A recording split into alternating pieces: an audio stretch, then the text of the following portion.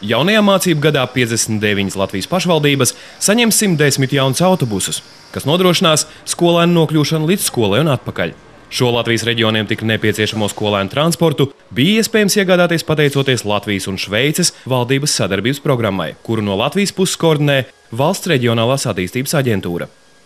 Līguma būtība ir tāda, ka Šveice nolēma palīdzēt Latvijai attīstīties.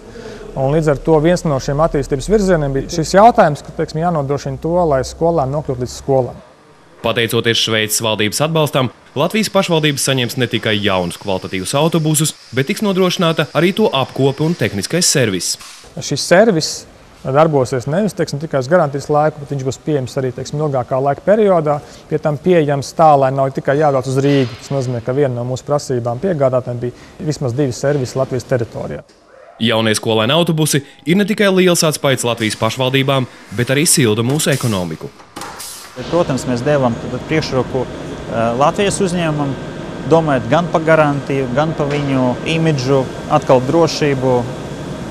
Tiešām šeit ir ļoti laba kvalitāte. Uz Latviju tiek piegādāti tikai paši autobusi, bet to aprīkojums, sākot ar krēsliem, iekšējo apdari un apgaismojumu, līdz pat automātiskajām durvīm un ratiņkrēslu pacēlāju cilvēkiem ar īpašām vajadzībām, tiek montēts uz vietas Latvijā, Jelgavas rūpnīcā.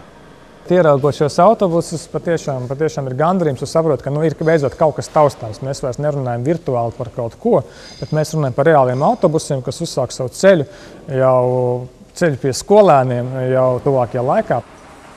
Jau septembra beigās šie autobusi dosies uz Latvijas reģioniem, bet rūpnīcā turpināsies nākamo autobusu montāža, lai drīzumā visiem Latvijas skolēniem ceļš uz skolu kļūtu daudz ērtāks un drošāks.